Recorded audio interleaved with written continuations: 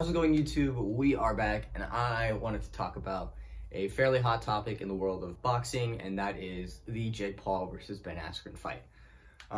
So recently, after the fight, I've been seeing a lot of people giving their criticisms to Jake Paul for fighting Ben Askren and the way Ben Askren came into the ring and how Jake Paul put him away, calling him all kinds of things and saying that he's not a fighter because he's fighting people who are not, actual boxers.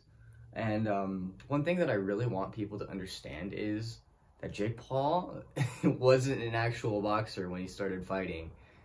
He was on Disney, and he's a YouTuber, and I think people are just hating on him because of the fact that he's succeeding at something that a lot of people don't succeed at. And as a person, I don't really like Jake Paul. He's done some things, he said some things that are very, very questionable. And obviously his brother's no different, but when somebody gets into the ring and is willing to put their life on the line to fight and entertain, I can't really hate on it. And he takes it extremely, extremely seriously. He spends a lot of time training, he spends a lot of time watching film. Mike Tyson respects his boxing, so I don't really think there's a reason why we should be hating on him for the amount of success that he has. Do I think it's time for him to fight an actual boxer? Yes, I do. There's word of him trying to fight Tommy Fury, not Tyson Fury. Tyson Fury's younger brother, Tommy Fury. And Tommy Fury, I believe, is 6-0 with 4 knockouts. So he goes and he beats Tommy Fury. He's a legitimate boxing prospect. And he's someone that we should be keeping our eyes on. But at the same time, there's, I'm assuming they're little kids. I'm going to say they're little kids that are saying that this fight against Ben Askren was a legacy fight, that this fight made him the greatest of all time, and simply that's just not true. You can't have a legacy fight at 4-0. You can't have a legacy fight before you fight a boxer. You can't be the greatest boxer of all time without fighting a boxer. So I'm going to go ahead and dismiss all of those right away and say that it's way too soon to say any of that. Will he be the greatest of all time? Probably not. Will he have a legacy as a boxer? Probably, because I think that he is, in fact, changing boxing. He is bringing a whole set of new fans, and he actually might help bring the popularity of boxing back that the boxing had in the 90s and prior to that. Because right now, boxing's audience isn't as glorious as it once was. Obviously, Canelo will always draw a huge audience. But other than that, not a lot of people know who Terrence Crawford is. Not a lot of people know who Tyson Fury is. Not a lot of people know who a lot of these guys are, unless they're fighting Canelo.